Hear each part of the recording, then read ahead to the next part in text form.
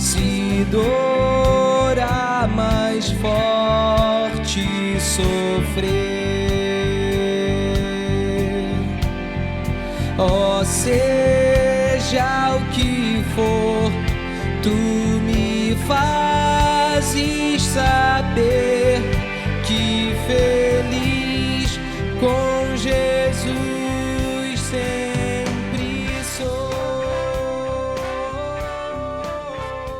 2 Timóteo 3, 16, 17 diz: toda a escritura é inspirada por Deus e útil para o ensino, para a repreensão, para a correção, para a educação na justiça, a fim de que o homem seja perfeito e perfeitamente habilitado para toda boa obra. Você vê, para repreensão, para correção, para educação na justiça. A palavra de Deus é eficaz para isso, para educar, corrigir, repreender. Quem não quer essas coisas, esquece a palavra de Deus. Ela está aqui para mostrar a você a verdade sobre você mesmo, à medida que ela mostra a verdade de Deus. Então, Jonathan diz: olha, há algumas regras, e é isso que nós temos feito aqui, quando nós estamos seguindo essa ordem, não é? De mensagens. Quando a gente lê na Bíblia, Jonathan diz sobre o pecado e sobre a culpa das pessoas, faça uma alta reflexão, em vez de simplesmente pensar a respeito daquele pecado de uma maneira geral, pense: eu sou culpado de pecados semelhantes. O pastor está falando a respeito do pecado da vida, sei lá, de Sansão. Eu sou culpado de pecados semelhantes. Quando você ler que Deus reprovou o pecado de outros e puniu esse pecado, Jonathan diz: você deve pensar, quando você está ouvindo ou lendo na palavra de Deus, eu mereço a mesma punição? A mesma coisa está no meu coração? Quando você vê exemplos de Cristo falando a respeito dos santos, questione se você vive daquela maneira ou se você vive de uma maneira que é oposta àquilo que Deus está falando. Quando Deus louva como um homem procedeu, Ele diz: você deve pensar, eu mereço a mesma palavra de Deus. Então faça uso da palavra de Deus como um espelho, para se examinar de maneira precisa, como Tiago 1, 23 a 25 diz. Mas Jonathan diz que a maioria das pessoas que ele viu ouvindo um sermão na vida, estavam ocupadas pensando em como as outras pessoas não estavam à altura daquele sermão. E então essas pessoas podiam ouvir centenas e centenas de mensagens sobre a verdade de Deus, e elas nunca pensavam que era para elas, e quando elas por acaso pensavam que eram para elas, elas ficavam ofendidas, porque a mente delas estava fixada em outras pessoas para quem parecia que a mensagem se encaixava melhor. É exatamente isso que nós temos que fugir, e estamos fugindo se levamos a palavra de Deus a sério. Então a questão são os sintomas. Então Mateus 6, 24 diz: ninguém pode servir a dois senhores, ou há de odiar a um e amar o outro, ou se dedicará a um e desprezará o outro. Quando nós estamos falando sobre a gula e sobre a inveja, um sermão bastou, mas esse que nós vamos falar será uma introdução. Terá que haver alguns a respeito da mesma coisa, porque esse é um problema vital no homem e muito, muito abrangente em nossas vidas. A maior parte das pessoas, quando ouve Jesus dizer isso: você não pode servir a dois senhores, não pode servir a Mamon e a Deus, não pode servir a Deus e ao dinheiro, a maioria das pessoas pensam: eu posso. Ou então, num reflexo natural, quando Jesus diz: você não pode amar a Deus e ao dinheiro, as pessoas dizem: eu não amo dinheiro. Mas elas de maneira nenhuma gastaram tempo com os sintomas que a Bíblia diz, olhando para si mesmo para saber se os sintomas estão na vida delas. Então, numa esquizofrenia da mente dividida, um pensa que pode servir a Deus e ao dinheiro e chama Jesus de mentiroso, porque ele diz que é impossível e ele é Deus. Ou então a pessoa simplesmente diz que não ama o dinheiro, só que ela define o que é amor e não Deus. Então o apóstolo Paulo diz assim em 1 Timóteo 6, 6 a 10: mas é grande ganho a piedade com contentamento, porque nada trouxemos para este mundo e é manifesto que nada podemos levar dele. Tendo, porém, sustento e com que nos vestirmos, estejamos com isso contentes. Mas os que querem ser ricos caem em tentação, e em laço, e em muitas concupiscências loucas e nocivas, que submergem os homens na perdição e ruína. Porque o amor ao dinheiro é a raiz de toda espécie de males, e nessa cobiça alguns se desviaram da fé, e se traspassaram a si mesmos com muitas dores. Uma das maiores vergonhas da história da igreja é a teologia da prosperidade. Ela ainda infesta grande parte do evangelicalismo dos nossos dias. Mas graças a Deus muitas pessoas viram a tragédia e quão diabólico isso é.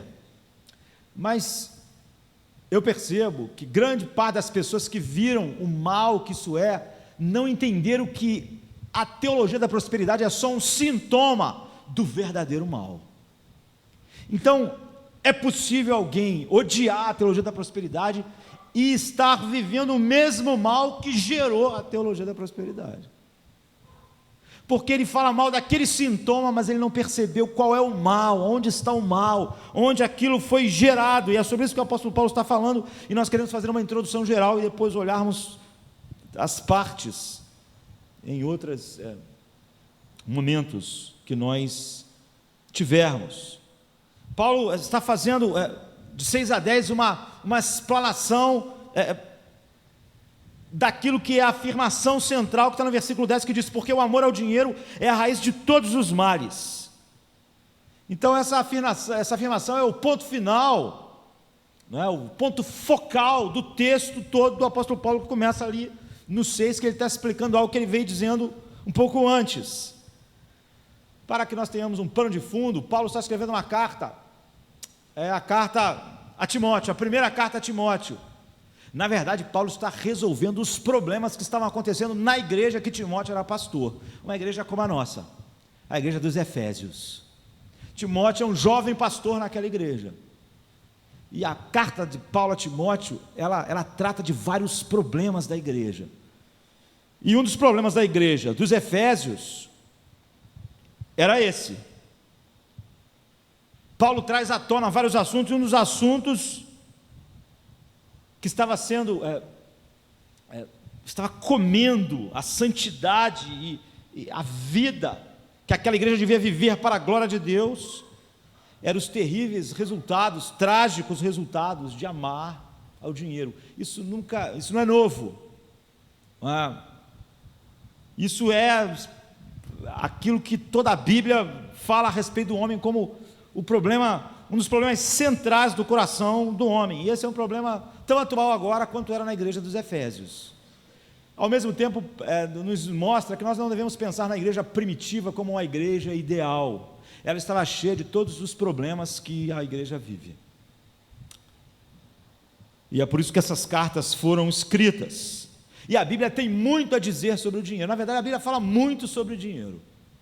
É um dos temas que a Bíblia mais fala. A Bíblia às vezes gasta mais tempo falando sobre o dinheiro do que sobre assunto como fé e salvação de uma maneira focal. É óbvio que quando ele fala sobre o dinheiro, está falando sobre salvação e fé também, mas como algo específico, a Bíblia volta a isso mais vezes. Talvez a declaração mais reveladora de toda a Escritura sobre o relacionamento do homem com o dinheiro é a palavra de Jesus, onde ele diz: onde estiver o vosso tesouro, lá estará o vosso coração também. O coração de vocês sempre está onde o tesouro de vocês está. Aquilo que vocês amam é onde o coração de vocês está.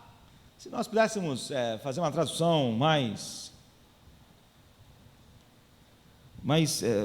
direta, diz: olha, mostre-me onde está o seu dinheiro, eu vou mostrar onde estão as suas afeições mais poderosas.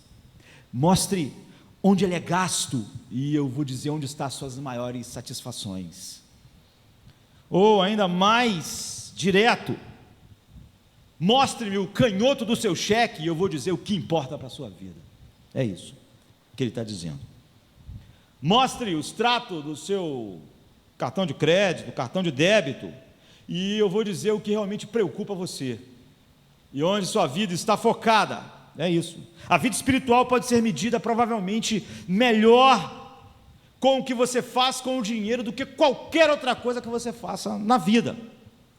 E os especialistas não cristãos dizem que, em média, os seres humanos pensam mais de 50% do tempo que estão acordados em dinheiro.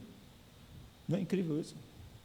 Mais de 50% do tempo que as pessoas estão acordadas, ou seja, na maior parte do tempo elas estão pensando em dinheiro.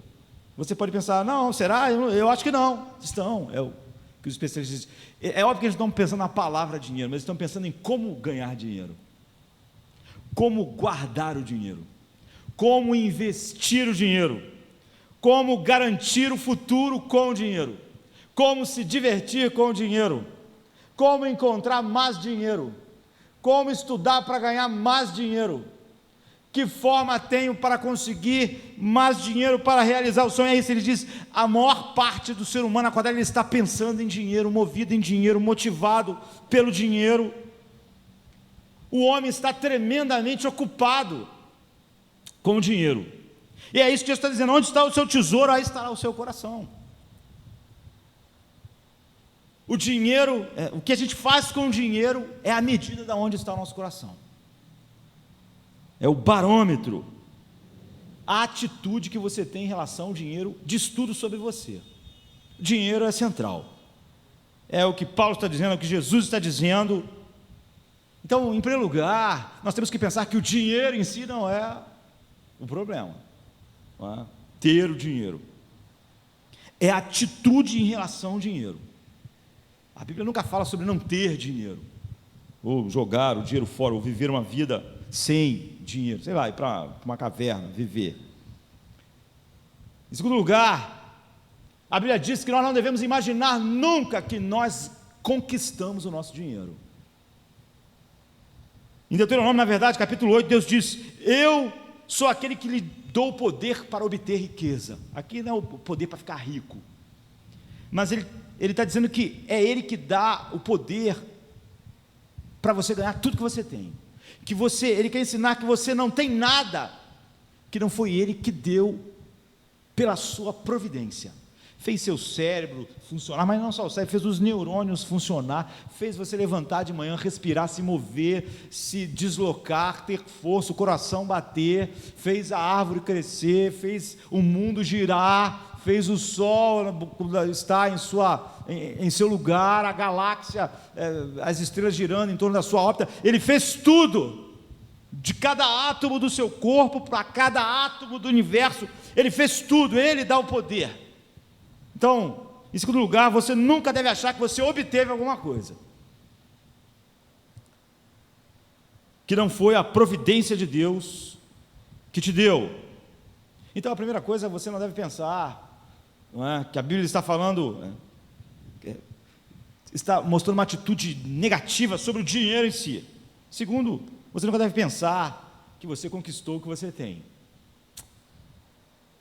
Em terceiro lugar, a Bíblia diz que você nunca deve estar agarrado ao dinheiro como se perder ele fosse fazer diferença em sua vida. Como, por exemplo, aconteceu com Jó, como Pedro, que diz em Mateus 19, 27, nós deixamos tudo e te seguimos. Ou seja, nós devemos ter o dinheiro de tal maneira que, se ele for tirado de nós, a nossa vida prossegue. Nós não ficamos miseráveis, nem amargos. A Escritura também diz que você nunca deve se orgulhar por causa do dinheiro, nem pelo aquilo que o dinheiro pode comprar. No capítulo aqui de Timóteo, nós estamos falando no versículo 17, Paulo diz assim, mande aos ricos deste mundo que não sejam altivos. Ou seja, que nunca alguém se sinta um pouquinho maior por causa de algum tostão que tenha no banco, no bolso, ou aquilo que o dinheiro comprou, que é o que ele veste, o que ele come, o que ele anda, o que ele usa. E a Bíblia também diz que você não deve viver, que a razão de acordar amanhã de manhã não deve ser ganhar dinheiro, deve ser buscar o reino de Deus. Essa é a razão da vida. Então, além disso, a Bíblia diz que você não deve substituir a confiança que você tem e colocar no dinheiro, achar que a sua vida está segura porque você tem mais dinheiro. e que o futuro, nós temos até essa expressão, meu futuro está garantido, eu quero garantir o futuro dos meus filhos. A Bíblia diz, isso é diabólico. É isso que nós temos que entender. Paulo está falando sobre o problema. A teologia da prosperidade, por exemplo, é só um sintoma desse grande problema que você pode ter no seu coração, mesmo odiando aquilo que alguns homens fizeram do Evangelho. E eles fizeram por causa dessas razões. Então Paulo diz no versículo 17, nem ponham a esperança na incerteza do dinheiro, das riquezas, mas em Deus, que abundantemente nos dá todas as coisas para delas gozarmos. Então nós vimos assim, não é errado ter em si. O que nós temos, não podemos pensar que nós ganhamos, que não foi Deus em sua providência que deu. Não podemos nos agarrar a Ele de tal maneira que, se Ele for tirado de nós, a nossa vida seja miserável. Não podemos jamais usá-lo como fonte de orgulho. E não podemos viver para ganhar dinheiro. E não podemos confiar que o nosso futuro ou qualquer outra coisa está segura por causa do dinheiro. Eu devo acrescentar que nós não devemos jamais, é o que a Bíblia diz, acumular dinheiro de uma forma egoísta. Então Lucas 6,38 diz, dai, e dar-se-vos-á, boa medida, recalcada, sacudida e transbordante, ou seja, generosidade, sacrifício generoso marca a vida do crente, do Filho de Deus. Mas o princípio de tudo isso está aqui, 1 Timóteo 6,10, porque o amor ao dinheiro é a raiz de toda espécie de males. Esse é o divisor de águas da atitude da nossa vida em relação ao dinheiro. É o divisor de águas que chama a atenção para todos os sintomas daquilo que a Bíblia chama de amor ao dinheiro, daquilo que Jesus diz, você não pode amar o dinheiro e a Deus, você não pode servir a Deus e a Mamon. Então há um truísmo muito familiar aqui, do amor ao dinheiro. É a tradução correta para pânton, sabe? Todos os males. Paulo quer que você entenda que realmente cobre todas as coisas, toda espécie de males. Por quê? É a mesma ideia que está no texto oposto, onde diz assim, amarás o Senhor teu Deus com todo o seu coração, toda a sua alma, toda a sua mente, toda a sua força. Isso é o resumo de todo o mandamento. O que a Bíblia quer dizer? Que quando você ama a Deus assim, simplesmente amar Deus assim, ser consumido de amor a Deus dessa forma, todos os outros mandamentos caem num lugar próprio, porque aquele é o ponto focal. O ponto focal não é vários mandamentos, é o amar a Deus de todo o coração. Quando o homem ama a Deus assim, todas as outras coisas começam a entrar no seu lugar. O que a Bíblia está dizendo é o seguinte, quando você ama o dinheiro, todas aquelas coisas vão para aquele lugar. É a mesma coisa, se você ama o dinheiro, se você está ligado no dinheiro como fonte de afeição, as outras atitudes vão tomar conta de si. Você vai se apegar a ele. A gente falou no início, você não pode se apegar, mas você vai se apegar. Ao amar a Deus de todo o coração, todos os outros mandamentos estão ali incluídos. Toda a lei está resumida ali. Aqui é a mesma coisa. Se você ama o dinheiro, você vai se apegar a ele. Se você ama o dinheiro, você vai encontrar orgulho no dinheiro. Você vai achar que aquilo que você come, mora, anda, veste, é motivo de orgulho em relação. O trabalho que você tem, você vai achar que é motivo de orgulho. Então aquilo que ele disse, que os ricos não se orgulham, é impossível. Você ama o dinheiro, isso acontece, é a mesma relação. Se você ama o dinheiro, você vai se sentir seguro quando tiver mais dinheiro, e menos seguro quando tiver menos dinheiro. Se você ama o dinheiro, amanhã você vai acordar para ganhar dinheiro. Não há como. E se você ama o dinheiro, você vai guardar mais dinheiro, e isso é a raiz de todos os males. Da mesma maneira que amar a Deus de todo o coração gera automaticamente, ali está incluído todas aquelas outras coisas, amar o dinheiro vai fazer todas essas coisas. Esse é o princípio fundamental para a vida de um crente relacionado ao dinheiro, é axiomático. Sabe, todo tipo, o amor ao dinheiro vai gerar todas essas coisas, vai fazer você acordar amanhã, vai te motivar. Então o termo amor ao dinheiro é uma palavra só, que Paulo usa. A filarguria, não é? Significa amor de dinheiro mesmo, amor a coisa, a bens. Significa amor. Significa aquilo que nos motiva. Então o dinheiro é como uma arma, assim, eu diria.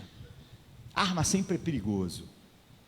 É óbvio que armas são necessárias no mundo igual o nosso. Você pode matar um animal que ia te atacar, você pode usar para abater um animal para se alimentar, ela pode ser usada para proteger a liberdade de uma nação, a liberdade de uma sociedade. O apóstolo Paulo diz que a espada está com o Estado, para quê? Para que a lei seja cumprida. Mas a arma pode ser usada de uma maneira boa, mas ela é sempre perigosa. Ela está sempre carregada e sempre pode ser usada para o mal. E assim é. Então não basta dizer, eu não amo o dinheiro. A questão é, o que a Bíblia diz ser os sintomas de quem ama o dinheiro. É assim que nós tratamos da gula, da inveja. E é sobre isso que o apóstolo Paulo está dizendo. E como eu disse, nós queremos ver de uma maneira geral, porque há muita coisa a respeito disso. Então a raiz é o amor ao dinheiro. Nós sabemos que a raiz é a força que nutre a árvore para gerar toda espécie de fruto. Se a raiz estiver doente, a árvore morre. Não é? O que a Bíblia está dizendo é o seguinte: quando o homem ama o dinheiro, é impossível pará-lo e ir naquelas direções que o dinheiro impulsiona o homem. Ele leva o homem a todo tipo de pecados, porque a mentalidade dele é essa mentalidade oposta a Deus, porque ele não pode fazer essas duas coisas ao mesmo tempo, amar a Deus e ao dinheiro. Francamente, então, a Bíblia está dizendo que não há nenhum tipo de mal que você não relacione com isso, sabe, amar o dinheiro é o que faz a sociedade ser o que ela é. O dinheiro é um Deus. Você vai racionalizar para desobedecer a palavra de Deus, você vai racionalizar para dizer que Deus está mentindo, ou para dizer que você é capaz de fazer aquilo que Deus diz que é impossível fazer, você vai distorcer a justiça, vai manipular, vai tirar proveito de quem trabalha para você, vai mentir para você mesmo, vai mentir para Deus, vai mentir para o mundo, vai extorquir cobrando um preço mais caro do que aquilo que você tem vale, vai enganar, vai roubar os outros, vai roubar a Deus, vai abusar, vai cometer todas as espécies de pecados imagináveis, vai fraudar, vai matar, vai fazer que a igreja pregue falsas doutrinas. Você vai abrir uma igreja para pregar mentiras. Pessoas constroem igrejas em torno disso, e outras pessoas assistem o culto e são membros por causa disso, e outras pessoas criticam essas pessoas que constroem essas coisas para ganhar dinheiro, só porque elas também amam o dinheiro também, nem imaginam a ideia de perderem o dinheiro, e a fonte da crítica delas é o amor ao dinheiro, tanto quanto a fonte do outro era o amor ao dinheiro também. Ou seja, toda a categoria imaginável de pecado, você é consumido por isso, da mesma maneira que você seria consumido se você amasse o Senhor teu Deus com todo o seu coração, alma e mente. Isso frustraria todos os caminhos da injustiça. Da mesma maneira, amar ao dinheiro frustra todos os caminhos da justiça. Da mesma maneira que amar ao Senhor de todo o coração frustra todos os caminhos que levam ao desprazer com o pecado, amar o dinheiro produz o oposto. Você não pode amar o dinheiro e servir a Deus, ou você não pode amar a Deus e servir ao dinheiro. Essas coisas se excluem. Agora, como você sabe que ama o dinheiro ou não? Você tem que fazer um inventário, sabe? Você tem que sentar, você tem que olhar a palavra de Deus, você tem que fazer aquilo que Jonathan Edwards disse, aquilo que a Bíblia diz se aplica a mim. Descreve o meu dia, descreve meus pensamentos, descreve o que eu tenho feito, descreve minhas motivações. Então, nós devemos sentar. Uma das coisas que a Bíblia diz é que se você trabalha, e a motivação do seu trabalho é ganhar dinheiro, você ama o dinheiro. que esse é o primeiro teste, que você devia sentar e pensar: qual é a minha motivação para trabalhar? Eu devia fazer tudo para a glória de Deus, de tal maneira que Deus seja honrado em todas as coisas que eu faço. Ser útil ao homem, ser útil à sociedade, fazer o melhor trabalho possível, como se estivesse trabalhando para Deus, é o que a Bíblia diz, para que Ele receba a glória por aquilo que eu faço no mundo. Agora, se em outras palavras, você é preocupado no seu trabalho, quanto você ganha, quanto você vai ganhar, e essa é a sua motivação, e não há a excelência a percepção de fazer aquilo para Deus, para a glória de Deus, a Bíblia diz: você ama o dinheiro. Se você só trabalha para financiar a sua indulgência, seu divertimento, aquilo que te dá prazer, fora do escopo daquilo que devia guiar a vida, e não mostrar a excelência do compromisso de viver para a glória de Deus, então a Bíblia diz: esse é um princípio básico, você ama o dinheiro. Em segundo lugar, você ama o dinheiro, a Bíblia diz, quando você nunca tem o suficiente, quando sempre você está pensando que precisava de um pouco mais de dinheiro, um pouco mais. A Bíblia diz: quando você é assim, você ama o dinheiro. Não adianta você dizer que não ama o dinheiro. Se você está sempre insatisfeito e sempre achando que o dinheiro que você ganha é insuficiente, em outras palavras, você nunca está satisfeito, você ama o dinheiro.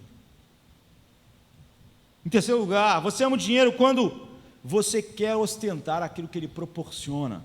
Em outras palavras, você tem uma alegria tola e boba de conduzir a sua vida para o externo. Você realmente se alegra quando as pessoas veem a sua casa, seu carro, sua roupa, o que você usa.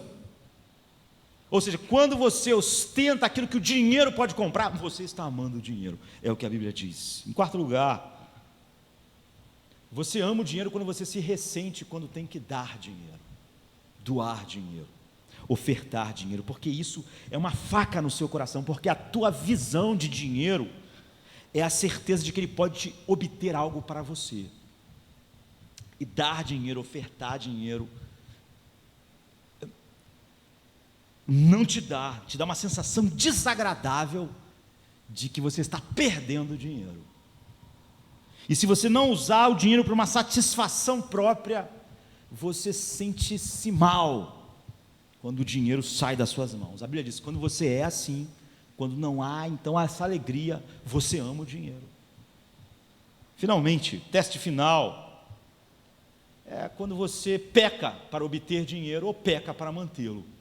Ou seja, para você manter um dinheiro contigo, você está disposto a pecar, disposto a fazer aquilo que Deus disse que você não devia fazer, ou disposto a não fazer o que Ele disse que você tinha que fazer, porque você precisa manter aquilo contigo.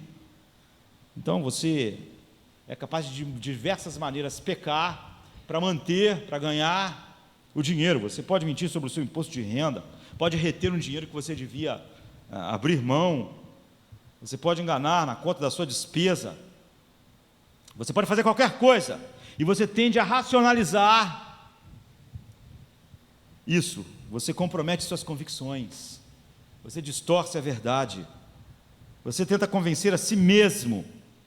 Então são testes simples, que todos nós devíamos fazer sempre. Eu gasto tempo pensando em como conseguir dinheiro, ou como fazer um bom trabalho que exalte a Deus. Eu sou uma pessoa que sinto que nunca tenho dinheiro suficiente. Eu sou propenso a exibir ou sentir um prazer quando as pessoas contemplam aquilo que o dinheiro pode comprar. Eu me ressinto quando tenho que dar, ofertar, investir o dinheiro em algo que não seja a compra de algo para mim. Eu estou disposto a pecar e desobedecer a Deus para ganhar dinheiro ou para manter dinheiro comigo. Então é o que Paulo está dizendo sobre o versículo 10. Então você é um tolo, você serve e é escravo do dinheiro.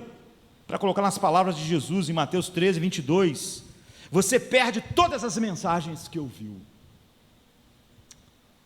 E o que foi semeado entre os espinhos é o que ouve a palavra, mas os cuidados deste mundo e a sedução do dinheiro sufoca a palavra, e ela fica infrutífera. Ela não pode produzir os frutos da justiça por causa do amor ao dinheiro. É impossível, Jesus disse. A semente é boa, ela é semeada, mas não dá.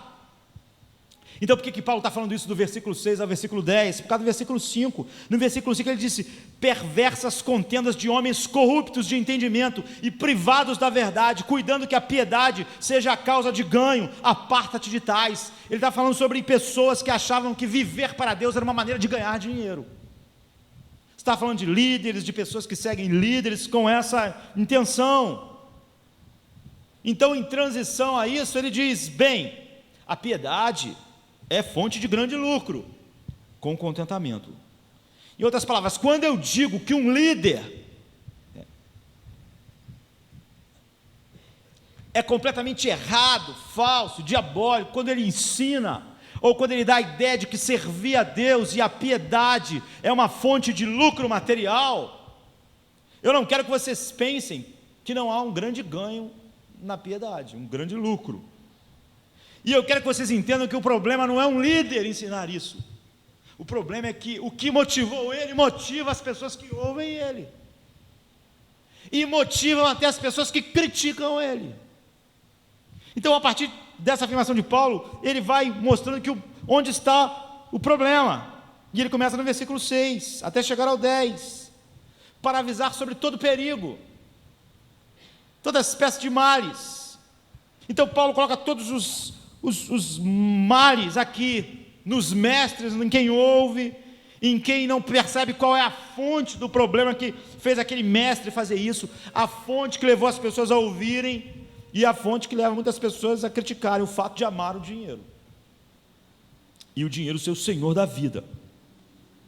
Então ele acabou de dizer, não é fonte de ganho, a piedade de lucro assim, mas ele não quer que você pense que a piedade não é uma fonte de lucro e de ganho, de fato. Não é do ganho que aquelas pessoas estavam ensinando, nem do ganho que aquelas pessoas estavam esperando. Então ele lança essa discussão sobre o assunto do amor ao dinheiro para a igreja dos Efésios, que é para todas as igrejas de todos os tempos, o amor ao dinheiro. E então nós podemos olhar tudo aquilo que Paulo fala se espalhando pela vida. Como nós falamos, você pode ter dinheiro e não amar dinheiro, ou você pode não ter e amar o dinheiro, porque a questão toda é onde nossos corações estão fixados. As pessoas dizem que, os especialistas, que as pessoas vivem pensando, nós sabemos como nós podemos não ter dinheiro e pensar em dinheiro o tempo todo. Como ganhar, como comprar, como ter, como nos satisfazer. Então é um problema comum a todos, a quem tem e a quem não tem. O desesperado amor e a percepção de satisfação que o dinheiro poderia trazer para nós, e a vida que é gasta para obter mais e mais. Então nós precisamos olhar os princípios que Paulo expõe aqui. Em primeiro lugar, o amor ao dinheiro é mortal por causa da natureza do amor ao dinheiro, e depois por causa dos efeitos que isso causa. Mas vamos olhar primeiro a natureza, sabe? Que começa no versículo 6. Mas é grande ganho a piedade com contentamento. E, de fato, a piedade com contentamento é um grande ganho. Ele está falando contra a falsa piedade que não dá ganho nenhum. A falsa piedade que, na verdade, está marcada por aquilo que controla o coração humano de amar o dinheiro. Mas ele está dizendo, olha, vocês precisam perceber que sempre que alguém acha que a piedade é uma fonte de ganho, porque ele ama o dinheiro, ele está separado do ganho que a piedade traz. É porque ele já desprezou o que a santidade é. E ele usa a palavra eusébia, piedade, reverência. Todas as coisas boas que vão sendo forjadas na alma, que está sendo santificada, que está sendo levada à semelhança com Deus. Paulo está dizendo, onde o homem está sendo levado à semelhança com Deus, de maneira verdade, há contentamento. E onde há isso, então há um grande ganho. Agora, por que essas duas coisas são excludentes? Porque se você amar o dinheiro, você não tem contentamento. Você só pode estar sendo santificado e transformado na imagem de Cristo com contentamento. O amor ao dinheiro gera o eterno descontentamento. Essas duas coisas são impossíveis. O grande real da verdadeira piedade não pode ser desassociada do contentamento. Só um homem que encontrou o contentamento pode ser santificado. Por quê? Paulo usa a palavra autarques, que significa autossuficiência. Essa palavra era usada para os estoicos, para falar sobre o autodomínio. A pessoa que estava serena, a pessoa em que o ambiente externo não controlava ela, a pessoa que vivia imune à direção externa, que os problemas externos não decidiam que a pessoa era, mas a pessoa que estava capaz de não ser controlado pelo ambiente externo, mas de reagir corretamente ao ambiente externo de tal maneira que o ambiente não forjava o seu caráter. Era assim que os estoicos usavam a palavra que Paulo está usando. Mas Paulo, ele aumenta essa palavra, porque ele eleva ela a esse conceito, ele santifica essa palavra, colocando ela como algo que flui de Deus, como ele diz em 2 Coríntios 3, versículo 5, não que sejamos capazes por nós de pensar alguma coisa, como de nós mesmos, mas nossa capacidade vem de Deus. Ele está falando sobre esse contentamento que flui da graça de Deus. No capítulo 9, verso 8 de 2 Coríntios, ele diz: o Deus é poderoso para fazer abundar em vós toda a graça, a fim de que, tendo sempre em tudo toda a suficiência, é isso que ele está afirmando lá, abundeis em toda a boa obra. Como? Porque vocês têm toda a suficiência. Ou o texto que nós lemos no início: porque já aprendi a contentar-me com o que tenho. Sei estar abatido, eu sei também ter abundância, em toda maneira, em todas as coisas estou instruído. Filipenses 4, de 11 a 13. Ou o versículo 19: mas Deus suprirá todas as vossas necessidades segundo a riqueza em Cristo. Então Paulo santifica a ideia de contentamento que os estoicos usavam. É um contentamento em Deus, é mais do que um autodomínio, é um contentamento em tudo aquilo que Deus fez em nós, em Cristo, é um contentamento relacionado a Deus, relacionado a Cristo, a suficiência de Deus em Cristo em nós, e o descanso na providência de Deus, naquilo que nós temos agora. Ou seja, eu quero viver contente em tudo que Deus é, dentro da providência de Deus na minha vida. Então o que Paulo está dizendo nessa passagem é que se você ama o dinheiro, você realmente ignora o verdadeiro ganho da piedade, que é esse contentamento em tudo que Deus é, em Cristo, e em tudo que Deus supre para o homem em Cristo, e a percepção de que tudo que eu tenho flui da providência de Deus. Por outro lado, a verdadeira piedade, ela provoca esse grande ganho. Por quê? Porque ela produz contentamento. A verdadeira piedade produz contentamento. E aí você pode fazer o quê quando você está contente? Buscar primeiro o reino de Deus. Um homem que não está contente, ele vai buscar o dinheiro, não tem jeito. É inexorável. Só quem está contente não vai buscar o dinheiro, vai buscar Deus, vai buscar o reino de Deus e a sua justiça, e as outras coisas vão ser acrescentadas. Se ele não está contente, ele vai buscar o dinheiro. Então, nós devemos ouvir com atenção: a riqueza não é relacionada aqui com o que você tem, mas com você estar contente, com você estar satisfeito. Será que nós conseguimos entender isso? Uma pessoa rica é aquela pessoa que não precisa de mais nada. Essa é a questão. Epicuro, um dos filósofos gregos, ele dizia: o segredo do contentamento não é adicionar mais bens, mas menos desejos. Essa é a questão. O mais rico é o que deseja menos. Você é rico quando você está contente, isso é riqueza. Quando você tem o suficiente. Agora, quando você não tem o suficiente, você nunca é rico. Você está sempre buscando. Então, o que o apóstolo Paulo está dizendo é isso. Eu sei, está por quê? Porque eu tenho o suficiente. Eu estou contente. Porque eu estou contente na vontade de Deus. Porque eu estou contente, eu posso buscar Deus e não amanhã acordar para buscar o dinheiro. Então a verdadeira piedade é um grande ganho porque ela gera contentamento. E onde não há contentamento, há amor ao dinheiro. Inexorável. Os sintomas são claros. Se você está satisfeito com tudo que Deus te dá em sua providência, e em tudo que Ele é para você, você é rico. Hebreus 13:5 diz: sejam os vossos costumes sem amor ao dinheiro, contentando-vos com o que vocês têm, porque Ele disse: não te deixarei, nem te desampararei. Você me tem, e o que você tem, eu que te dei. Então você não precisa amar o dinheiro.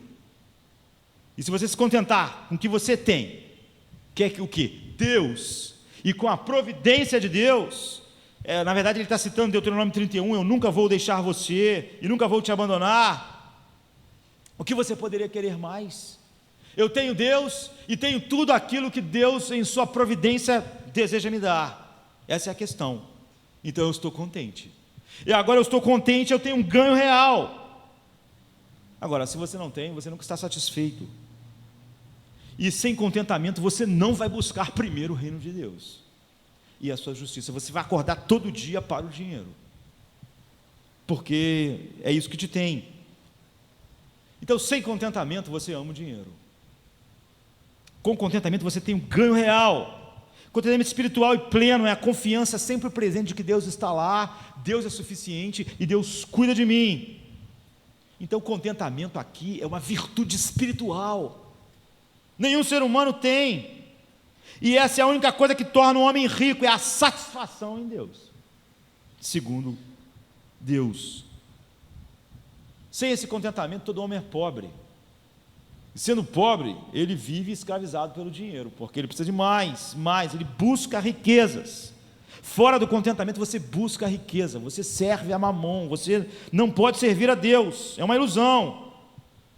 Agora, o Salmo 63 é maravilhoso, versículo 1 ao 4, diz assim: ó Deus, Tu és o meu Deus, de madrugada te buscarei, a minha alma tem sede de Ti, a minha carne te deseja muito em uma terra seca e cansada, onde não há águas, para ver a Tua força e a Tua glória, como Te vi no santuário, porque a Tua graça é melhor do que a vida, os meus lábios Te louvarão.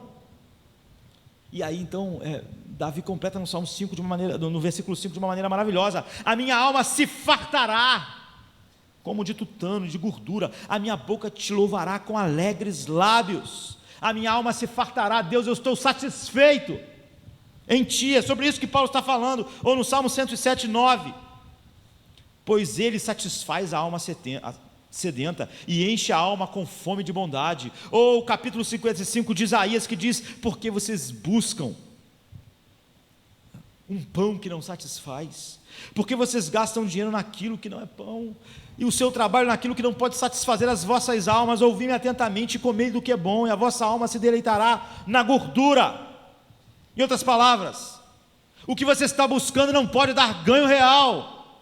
Você só pode ter ganho real estando em Deus, e você só pode estar em Deus tendo ganho real se você está contente, se você tem contentamento. Agora, o amor ao dinheiro expulsa o contentamento. Amar ao dinheiro essencialmente é estar sempre insatisfeito. Há um provérbio romano que diz: olha, amar o dinheiro é como beber a água do mar, você fica com mais sede, mais sede, mais sede. Esse é o perigo de amar o dinheiro, a natureza do amor ao dinheiro. Ela expulsa o contentamento, ela expulsa Deus. Em segundo lugar, ela é sempre temporal. Ninguém busca o dinheiro pensando na eternidade, é impossível. Então é o que Paulo diz no versículo 7, essa é a segunda natureza do amor ao dinheiro, porque nada trazemos para este mundo, e está claro de que nada vamos levar para este mundo, nada trazemos, é isso, você veio nu, ele diz, e nu você vai sair. Portanto, não finja que ao buscar dinheiro você está pensando na eternidade, porque todos sabemos que vamos sair nus daqui, todos sabem que não podem levar nada. Como o bebê nasce nu, ele tem essa marca, ele vai sair daqui assim, ele não traz nada, ele não leva nada. Tudo que o homem ganha com trabalho não vai ser levado. Portanto, essa busca não visa a eternidade. E se um homem nesta busca fingir que está de alguma maneira buscando a eternidade, está enganando a si mesmo para a sua ruína. E Paulo só está ecoando, por exemplo, Jó 1:21, que diz a mesma coisa: nu vim para este mundo e nu vou sair daqui. Ou Eclesiastes 5:15, que é mais idêntico: como saiu do ventre da sua mãe, assim nu tornará, indo-se como veio, e nada tomará do seu trabalho que possa levar na sua mão. Agora, escute, sabe? Se eu passo a vida amando o dinheiro, perseguindo o dinheiro, gastando tempo, gastando energia, você não está buscando o que é eterno. Você não pode servir a Deus e a mamon. Nós entendemos isso. Isso quer dizer o seguinte: você está jogando a sua vida no lixo, está desperdiçando a vida. Você só tem uma vida, você só tem algumas décadas, toda a eternidade está à sua frente, e você resolveu jogar tudo no lixo, gastando tudo naquilo que você não pode levar, juntando coisas que não vão poder ser levadas na viagem. Você entende isso? Você entende que é uma vida desperdiçada, que é uma vida jogada no lixo? Nós nunca vimos um enterro onde as pessoas levam, sabe? A gente entra no avião, ali tem gente pobre, gente rica, gente que comprou, sei lá, a primeira classe, gente que está andando na classe econômica. E quando o avião cai? Quando o avião cai, só tem corpos, sabe? Todo mundo se junta na mesma coisa. Jesus, em Mateus 6, diz: não acumuleis para vós tesouros na terra, onde a traça e a ferrugem corrompem. Ele está falando a mesma coisa: e os ladrões roubam. Não ajuntai mas ajuntai vossos tesouros no céu, onde nem a traça, nem a ferrugem corrompe, onde os ladrões não roubam. Então é aí que ele diz: pois onde tiver o seu dinheiro, o seu tesouro, onde estiver o seu tesouro, aí estará o seu coração. Ele está dizendo: não junte, vocês não podem levar. Não finjam que o tempo gasto pensando em dinheiro tem alguma coisa de eterno aí, porque não tem. Não tem significado escatológico ganhar dinheiro, não tem nenhum valor eterno. Então Marcos 8:36 diz: pois que aproveita o homem ganhar o mundo inteiro e perder a sua alma. Ele está dizendo o seguinte: o que adianta ganhar muitas coisas e a única coisa que o homem vai passar para a eternidade, ele perdeu? Ele não tem. E não adianta você pensar que ama o dinheiro, está servindo ao dinheiro e ainda você está perdendo a sua alma. Em outras palavras, não importa se você ganhou alguma coisa nesse mundo, você não está preparado para a eternidade, porque tudo que era precioso para você vai ficar aqui. Então em Lucas 12, ele diz: acautelai-vos com amor ao dinheiro, porque ele estava pregando sobre falso ensino, e no meio da pregação de Jesus, a Bíblia diz que tinha uma multidão, todo mundo se acotovelando, Jesus falando, no meio da pregação, igual nesta noite aqui, alguém levantou a mão e falou assim: Senhor, eu quero falar um negócio. Aí Jesus interrompeu o que estava dizendo e falou assim: fala aí, o que você quer? E o cara disse assim: fala para o meu irmão dividir a herança comigo. Aí Jesus disse: quem me constituiu juiz entre vocês? Aí virou para a multidão e disse: acautelai-vos do amor ao dinheiro. Aí ele conta uma parábola. Ele conta uma parábola de um homem que tinha muito dinheiro, e ganhou muito dinheiro, e plantou, e aí ele juntou, ele pensou: pô, tem dinheiro demais, tem coisa demais, o que eu vou fazer? Eu vou fazer mais celeiro, porque produziu em abundância. E nós pensamos: se eu tivesse muito dinheiro igual esse homem, ia ser diferente. Não, o que Jesus ensina o tempo todo é aquele que é fiel no pouco, é fiel no muito. Se você tem problema com dinheiro porque você tem pouco, muitas pessoas têm essa desculpa: mas pastor, é que eu tenho pouco dinheiro. Meu problema é esse. Mentira. A Bíblia diz: é amor ao dinheiro. Jesus diz: porque quem é fiel no pouco é fiel no muito. Quem não é fiel no pouco não vai ser fiel nunca, porque a questão não é o pouco, a questão é o amor. O cara ama o dinheiro, ele não é fiel no pouco e nem vai ser no muito. É o que Jesus diz em Lucas 16:10: quem é fiel no mínimo também é fiel no muito. Quem é injusto no mínimo também é injusto no muito. Nunca minta para si mesmo dizendo: a minha questão toda é que é o mínimo. Não é verdade. A questão é o amor ao dinheiro. Mas esse homem disse: eu tenho muito mais do que eu preciso, o que eu vou fazer? Aí ele disse assim: eu vou derrubar meus celeiros, construir maiores, eu vou colocar as minhas plantações, e eu nunca mais vou trabalhar de novo. Esse é o sonho de todo mundo quase. Nunca mais, agora eu vou dizer para a minha alma: come, bebe e se diverte, porque você juntou muitos bens. E aí Jesus diz, tudo porque o rapaz interrompeu ele. Então Jesus disse: insensato, esta noite pedirão a sua alma, e o teu dinheiro vai ficar para quem? Nu. É isso que o apóstolo Paulo está dizendo. Essa pessoa, quando ganhou muito dinheiro, pensou como quem ama o dinheiro. Ela não pensou como esse dinheiro todo que eu ganhei pode glorificar a Deus, como pode ajudar outras pessoas. Só pensou o seguinte: como eu posso guardar tudo isso? Como esse dinheiro pode proporcionar uma vida abastada para o futuro? Come, bebe, e até a palavra que ele usa, regala-te, fazer viagem, vamos gastar dinheiro, vamos para o shopping, vamos comprar. É isso que ele está dizendo. Jesus diz: louco. Essa pessoa entesourou para si mesmo, ele não é rico para com Deus. Jesus diz, ele acumulou em suas contas bancárias. O ponto é que essa é o que o dinheiro faz com o homem. Ele sempre, quando tem mais, ele pensa: como eu posso gastar? Como eu posso me regalar? Como eu posso dizer para a minha alma: descansa, bebe? É a loucura de quem tem pouco e pensa em ganhar para ser assim, e quem ganha e pensa assim. Ele não pergunta: o que Deus pretende me dando todas essas coisas? Como isso vai glorificar a Deus? A natureza do amor ao dinheiro é mortal, porque ela sempre se centra naquilo que é terreno, ela nunca é espiritual, ela nunca é eterna. Ninguém busca dinheiro pensando na eternidade. Essa é a segunda coisa. Em terceiro lugar, ela obscurece a simplicidade da vida, que é a terceira coisa que o apóstolo Paulo coloca. Ele diz assim: tendo, porém, sustento e com o que se vestir, esteja satisfeito. 1 Timóteo 6,8. Eu sei que muitas pessoas, quando ouvem isso, elas estão risadinhas e dizem: mas o pastor está falando isso, mas todo mundo. Essas pessoas são cínicas. Mas quando Jesus estava pregando essa mesma coisa, tinha gente cínica lá também. A Bíblia diz assim, em Lucas 16, 13, 14: nenhum servo pode servir a dois senhores, porque há de odiar um e amar o outro, ou se há de chegar a um e desprezar o outro. Vocês não podem servir a Deus e a Mamon. E o que aconteceu quando Jesus estava pregando isso? A Bíblia diz assim, no versículo seguinte: e os fariseus que amavam o dinheiro, ouviam todas essas coisas e zombavam dele. Os fariseus ouviram Jesus falando isso, mas como eles amavam o dinheiro, eles zombavam. Está falando isso, mas quem não ama o dinheiro? quem não vive assim? E os fariseus que eram avarentos, ouviam todas essas coisas e zombavam de Jesus. Lucas 12, 16, 13, 14. Nós nos tornamos cínicos quando amamos o dinheiro. Mas Paulo está dizendo: se você tem as coisas básicas da vida, esteja satisfeito. Lembra que o que ele falou antes? É isso, satisfeito. Porque só satisfeito você busca a Deus em primeiro lugar, o reino de Deus e a justiça de Deus.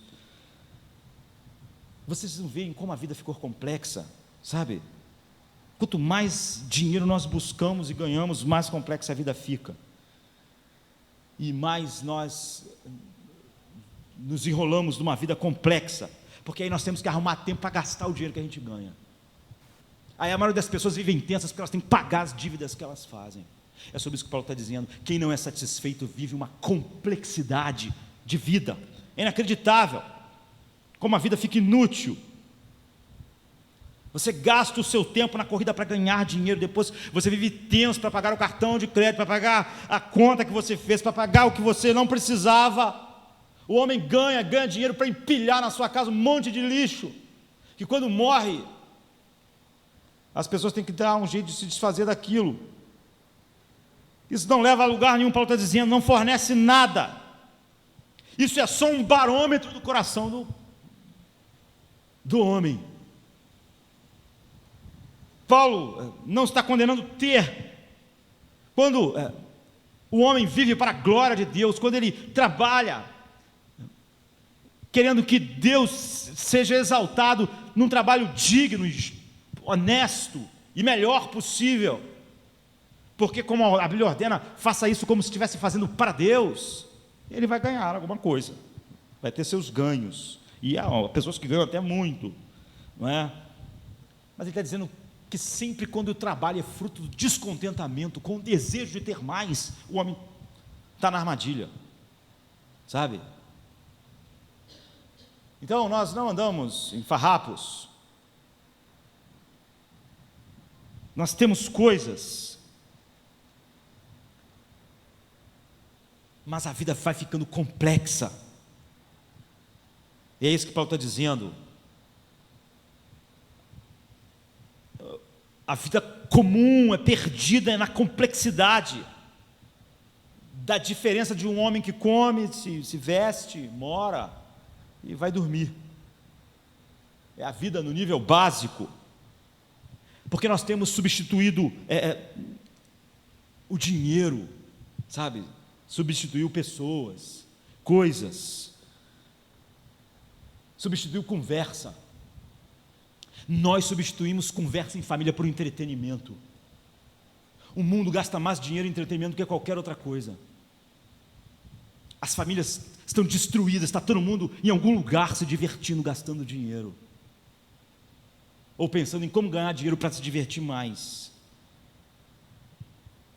Nós temos templos à diversão, a vida ficou complexa, ela não é mais simples. Sabe? Há pessoas que não podem ser, se elas não puderem sair, se não puderem viajar, a vida foi ficando complexa. Paulo está falando para você tirar, sei lá, o fone de ouvido do seu filho e falar: vamos conversar, vamos falar palavras que façam sentido. Qual foi a última vez que nós fizemos isso? Qual foi a última vez que nós agradecemos por uma refeição simples, uma roupa simples, uma casa simples, que Deus deu para nós? Ou seja, qual foi a última vez que nós manifestamos um coração realmente grato, que não está sempre cheio de descontentamento, cheio de agonia por dívidas que nós fizemos por comprar o que não precisávamos? É uma perda real. Paulo está dizendo: você não pode buscar a Deus assim, mas lógico que você não pode, isso inundou a sua vida, dirige a sua vida, é um tempo perdido, não há nada de escatológico nessa luta. Paulo está dizendo que nós devemos nos satisfazer com uma vida comum, uma vida simples, mas nós corremos de lá para cá, daqui para lá, até dar um infarto e morrer. E nós repetimos, e nós ouvimos sermões, mas eles são sufocados pelo desejo da riqueza e pelos cuidados da vida. E a substância da nossa vida são relacionamentos. Relacionamento com Deus, relacionamento com nossos filhos, relacionamento com a nossa esposa, relacionamento com a igreja. É gente.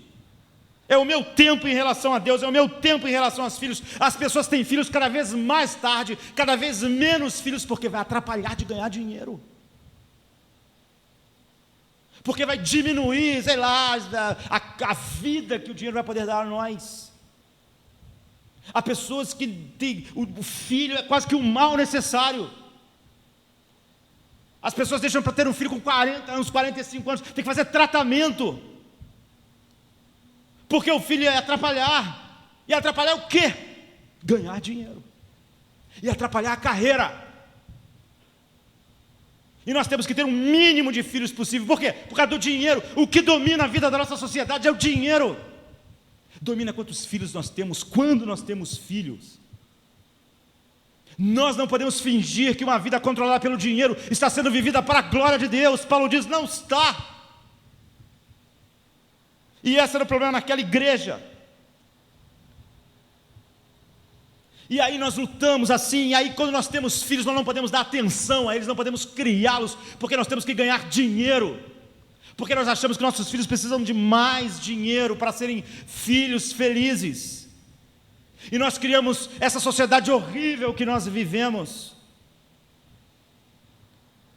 Paulo está dizendo: será que na igreja dos Efésios vocês não entendem que essa é a vida conforme o diabo imagina a vida? Que vocês não podem servir a Deus e ao dinheiro, que a própria natureza do amor ao dinheiro é completamente anti-Deus. Vocês não podem aproveitar a vida abundante que Deus dá em Cristo, porque vocês passam o tempo todo pensando em como esticar as contas, em como pagar os cheques, em como pagar o cartão de crédito, em como ganhar mais. Mesmo, eu estava outro dia vendo uma estatística, os aposentados estão cheios de dívidas. Mas a maioria das dívidas foi para comprar TV de plasma, sei lá, fazer uma coisa que não era necessário para viver.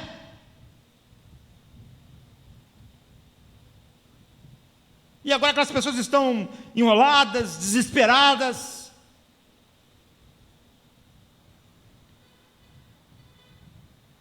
Então Jesus reduziu de uma maneira simples.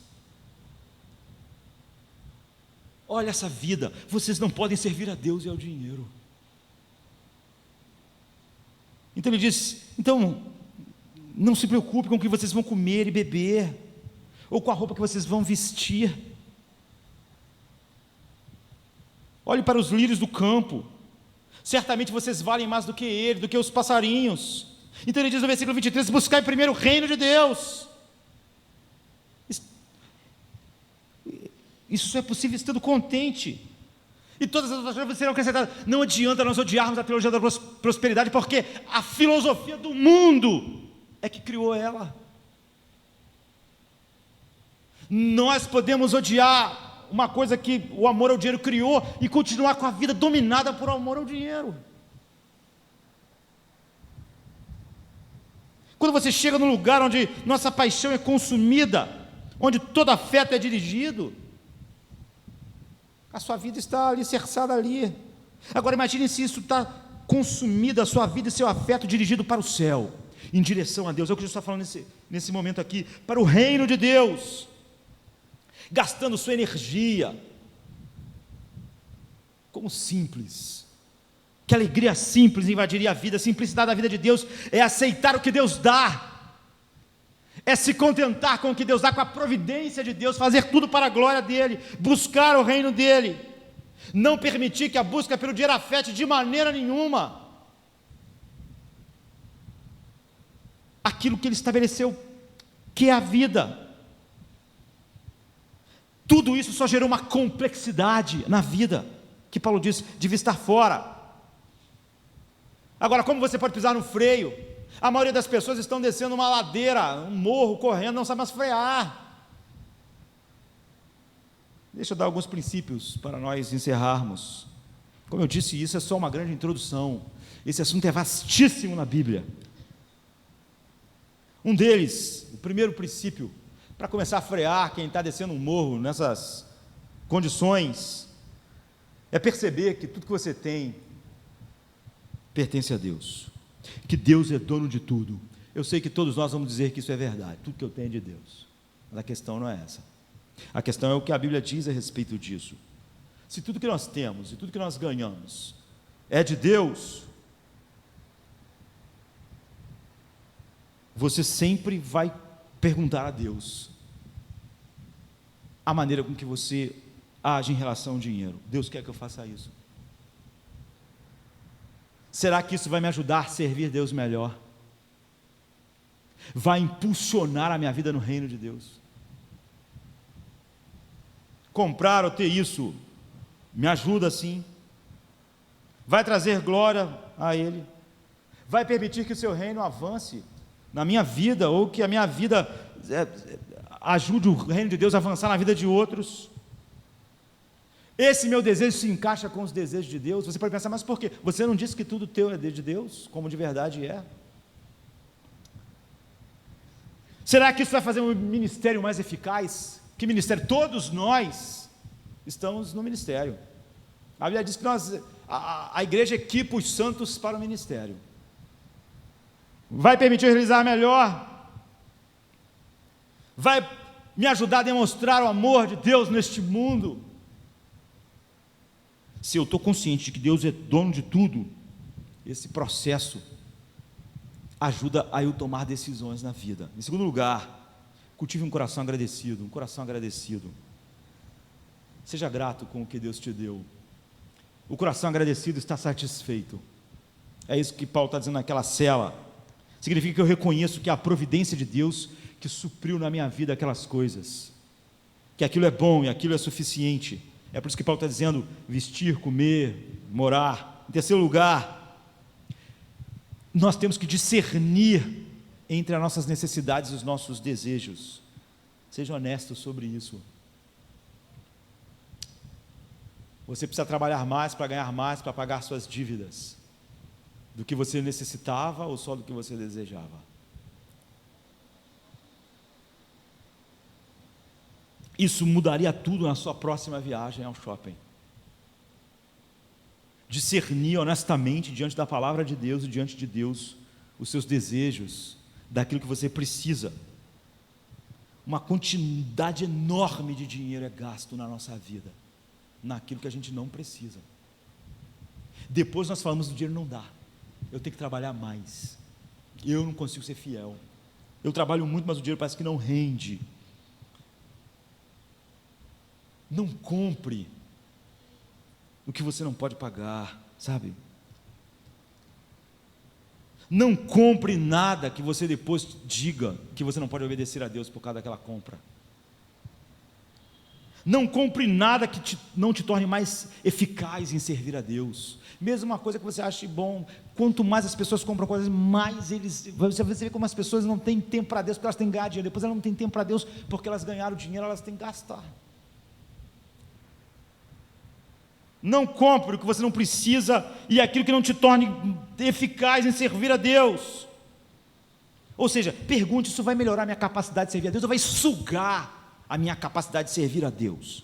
Agora, se nós não quisermos fazer essas perguntas, seria mais honesto debochar de Jesus como os fariseus fizeram quando ele falou a respeito disso.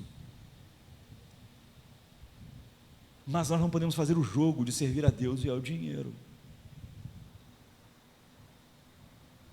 Então, por favor, né? É como se o apóstolo Paulo estivesse dizendo para nós: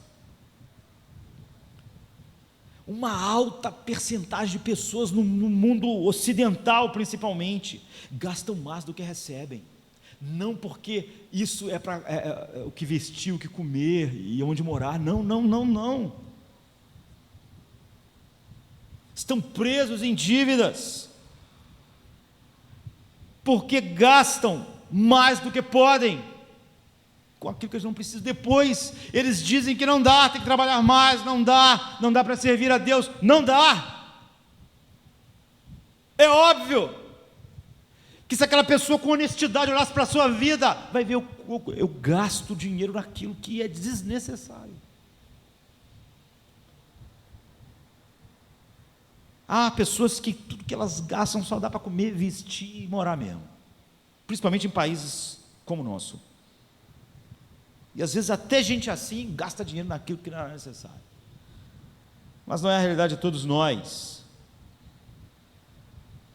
Gaste menos. Eu não posso gastar menos. Você está declarando o seu problema. Você não pode, porque você não tem satisfação. Então o texto que diz: contentai-vos com o que vocês têm, diz, você vê como a natureza do amor ao dinheiro expulsa a possibilidade de viver para Deus. Então você nunca pode pensar no reino de Deus de maneira integral. A maioria das pessoas que eu já vi falando, eu nem converso com pessoas que falam sobre isso. Pastor, porque hoje em dia tem muitas coisas erradas, quanto eu devo dar dinheiro, porque eu não sei. Sempre que as pessoas querem discutir sobre o dinheiro e a igreja, eles estão pensando em dar menos. Não é como o apóstolo Paulo que está dizendo aqui: esses homens usaram a palavra de Deus para ganhar dinheiro, eles são falsos. Mas Paulo não está falando isso porque ele está interessado em agarrar o dinheiro. Com essas pessoas é inútil conversar sobre a Bíblia, porque elas têm um Deus. E quando alguém tem um Deus, é inútil. O cara tem um Deus, não adianta. Deus pode falar com eles, como Jesus falou, e eles vão zombar de Deus. Não adianta. Eles amam a mão, estão agarrados. E eles vão encontrar toda espécie de coisas e de argumentos. O dinheiro não dá, o dinheiro não pode. É inútil. Então, conscientemente, sabe, o homem faz isso o tempo todo. Ele está nessa escravidão. Nunca vi alguém me questionar pensando, pastor, eu quero dar mais, sabe? Então eu tenho uma agonia assim, porque eu quero dar mais. Então eu quero entender o que a Bíblia diz. Não, nunca vi isso. Nunca. Sempre é por causa do mesmo amor. As coisas práticas da vida determinam aquilo pelo qual nosso coração está agarrado. Então Jesus diz: a vida de um homem não constitui nos bens que ele possui. Quão fora de sintonia isso é com a vida. Ele está dizendo: olha, você não precisa estar perto da morte para descobrir que as coisas mais importantes não é isso, sabe? Chega a ser patético, pais, mães, filhos, maridos, esposas dizendo: eu tinha que ter dado mais tempo ao meu filho, mas agora ele morreu, eu não tive tempo. É patético, ele sabia o tempo inteiro que pessoas são mais importantes que dinheiro,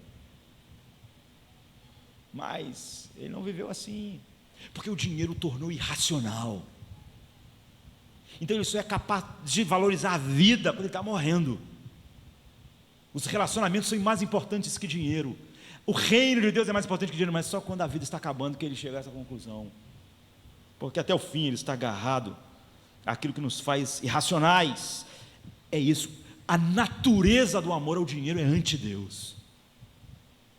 Depois Paulo vai começar a falar sobre o que ele produz, que é tão maléfico quanto a sua natureza. Mas hoje nós vemos só a natureza do amor ao dinheiro. Porque é incompatível. Amar ao dinheiro é mortal devido à sua natureza, porque todas essas coisas são inerentes a esse amor. Agora, também ele causa efeitos que nós não podemos ver hoje, mas Paulo vai dizer assim: mas os que querem ficar ricos caem em tentação, e em laço, e em muitas concupiscências loucas e nocivas, que submergem os homens à perdição e ruína. Esse é o efeito. Nós vimos a natureza, como ela é inerentemente ante Deus, mas agora há os efeitos inexoráveis daqueles que decidem ser ricos, ou decidem viver a vida buscando ganhar dinheiro, o tanto quanto puderem. Bolema, a palavra. Aqueles que decidiram racionalmente e que colocaram suas emoções em: eu vou ganhar dinheiro, eu vou ganhar mais dinheiro, eu vou fazer dinheiro. Aqueles que tiveram os corações capturados, Paulo diz: isso é uma armadilha, não há como o homem escapar. É como um animal que foi fisgado, e nesse processo vai surgir pecado e sem fim. Da mesma maneira que amar a Deus de todo o coração ia gerar toda aquela gama de coisas maravilhosas que assemelham o homem a Deus, o amor ao dinheiro, o cara está na armadilha e vai gerar os efeitos. Todos aqueles efeitos, dos mais bobos aos mais terríveis, mas que falam a mesma coisa.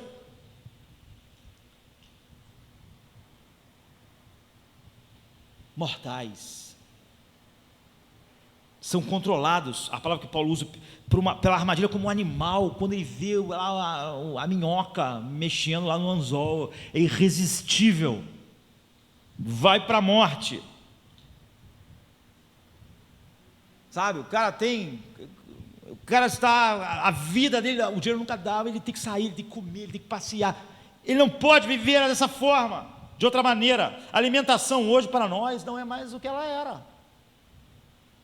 O que Paulo está dizendo, comer e vestir, a alimentação virou entretenimento. A alimentação virou ambiente. A nossa cultura diz que se bom mesmo era poder sair toda noite para algum lugar para comer, porque comer virou diversão. É óbvio que essa sociedade produz gente endividada. Todo mundo rico está endividado. Todas as sociedades ricas é composta de pessoas endividadas, que gastam.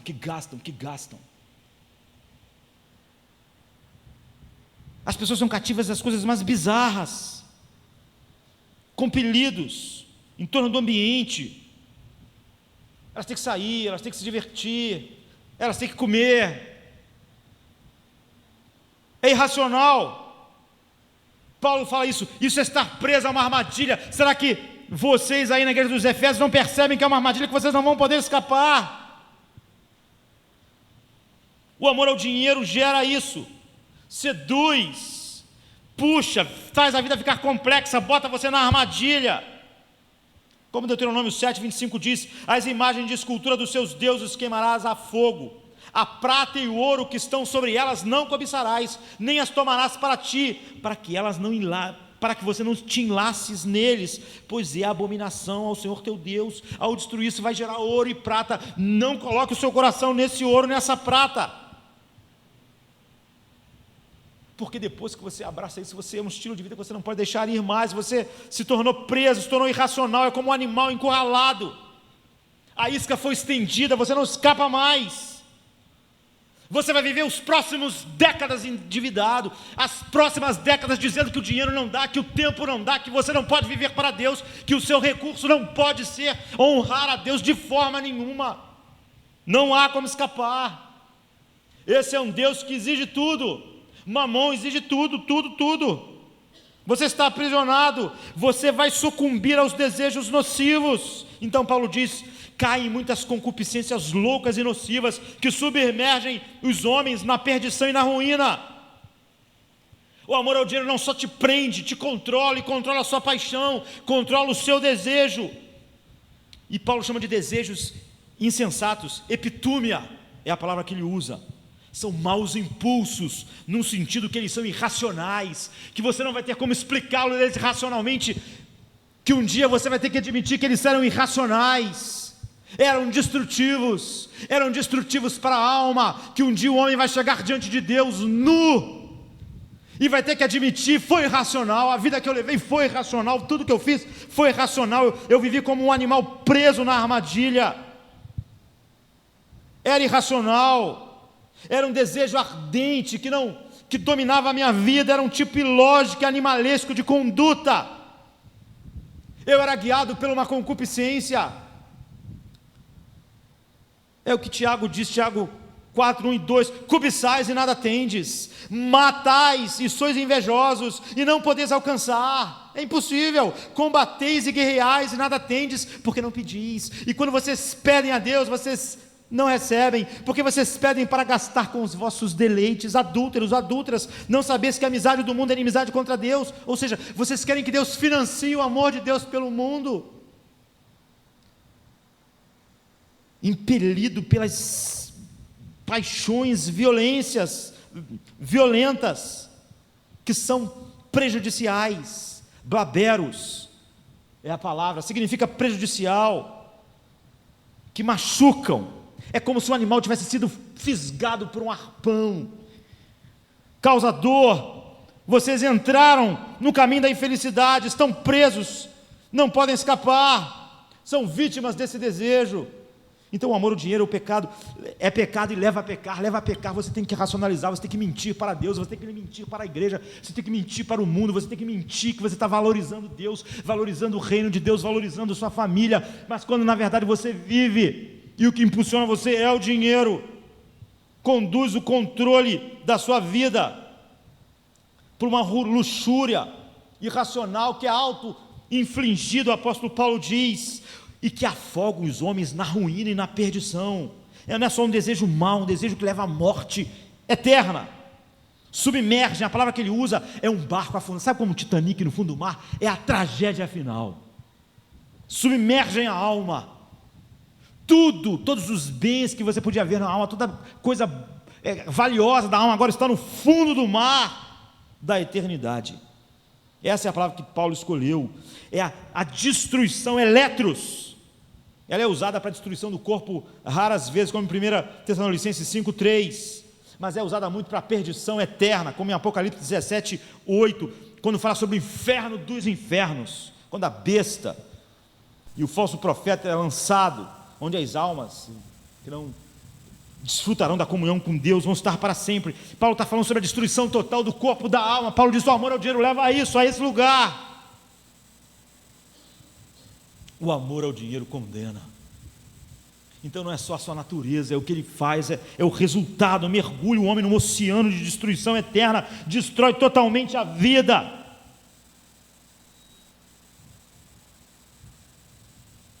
Então, é como Tiago diz em Tiago 5, diga aos ricos, chorai e pranteai a vossa miséria, que há de vir sobre vós. Versículo 1,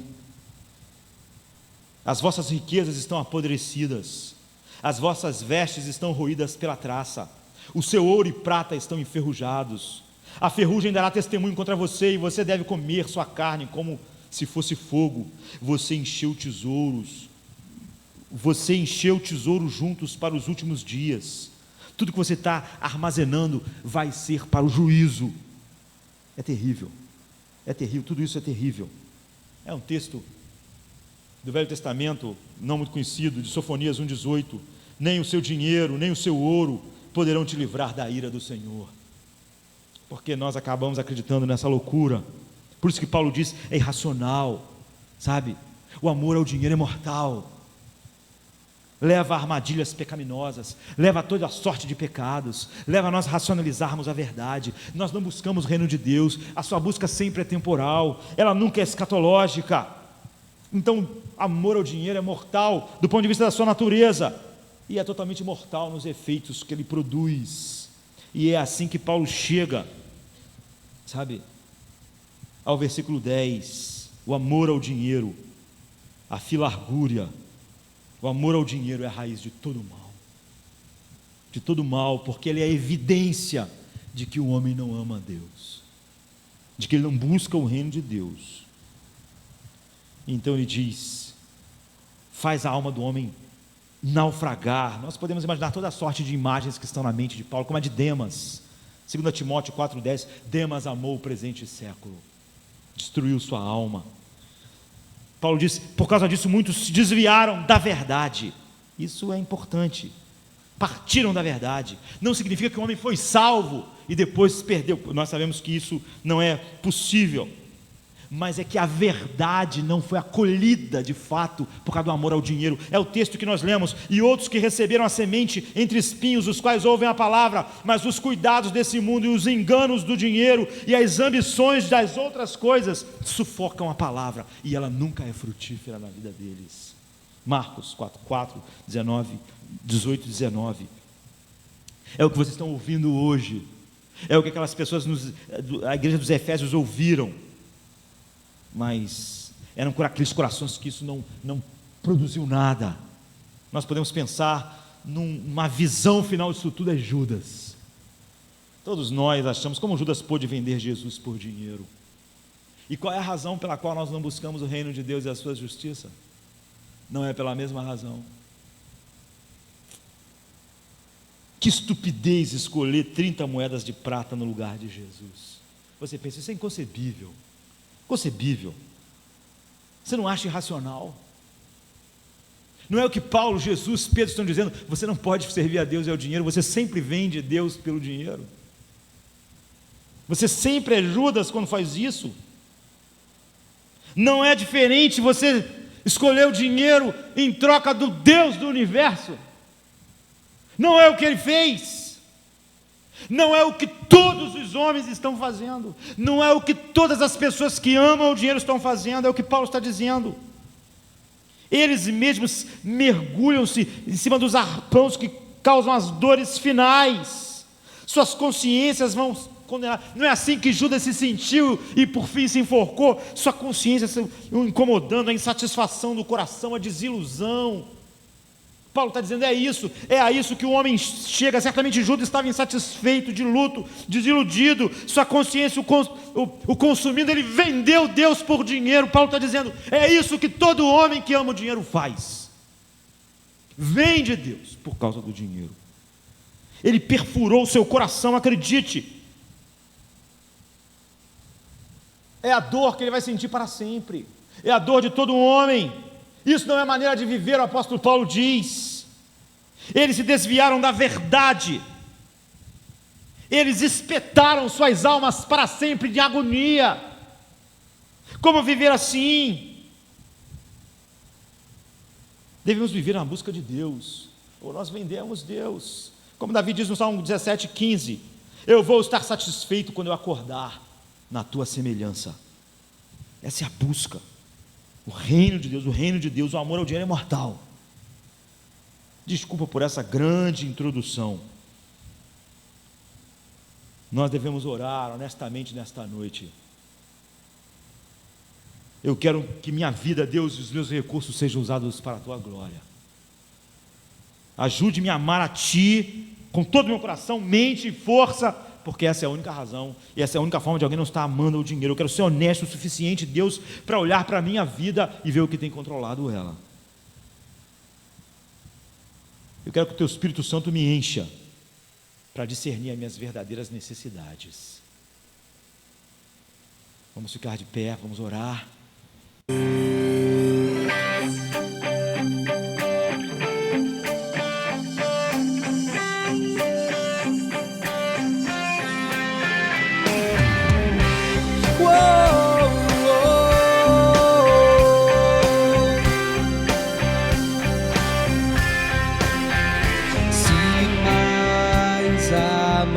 Doce me deres gozar, se dor a mais forte sofrer,